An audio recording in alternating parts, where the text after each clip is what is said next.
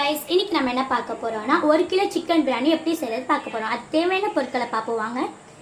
பட்டை, ஏலக்காய், லவங்கம் தேவையான அளவு, 750 கிராம் ஆனியன், 400 கிராம் தக்காளி, அரை கட்டு புதினா, அரை கட்டு கொத்தமல்லி, ஒரு லெமன், 3 பச்சை மிளகாய், 1 kilo chicken, 200 gram oil, 2 spoon மிளகாய்த்தூள், இஞ்சி பூண்டு பேஸ்ட் 150 கிராம், 1/4 கிலோ தயிர், 1 கிலோ பாஸ்மதி ரைஸ்.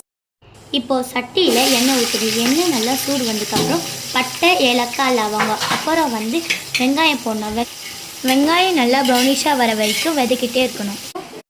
இப்போது வெங்காயம் நல்லா ப்ரௌனிஷாக ஆயிடுச்சு. இதுக்கப்புறம் புதினா போடணும். புதினா போட்டு வதக்கிட்டு இப்போது அதில் கொத்தமல்லியும் பச்சை மிளகாயும் போட்டு நல்லா வதக்கணும். வதக்கிட்டதுக்கப்புறம் அதில் தக்காளி போட்டு வதக்கணும். இப்போது தக்காளி நல்லா வதங்கிடுச்சு. வதங்கிட்டதுக்கப்புறம் அதில் மிளகாத்தூள் போடணும். இப்போ அதை நல்லா மிக்ஸ் பண்ணிவிட்டு டோஸ்ட் பண்ணி வைக்கணும்.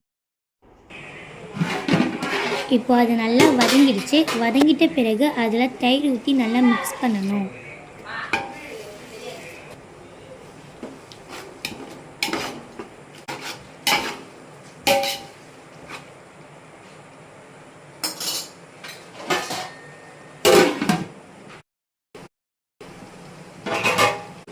இப்போ அது நல்லா வதங்கிடுச்சு.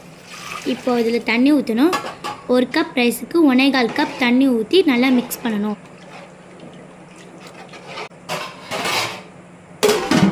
கொதிக்கிற வரைக்கும் க்ளோஸ் பண்ணி வைக்கணும். கொதிச்சிருச்சு. இப்போ அதில் சிக்கன் ஆட் பண்ணணும்.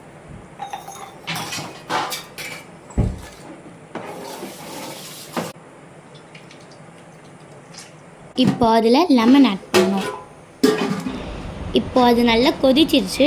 கொதித்த பிறகு இப்போ அதில் நம்ம ரைஸ் ஆட் பண்ணணும்.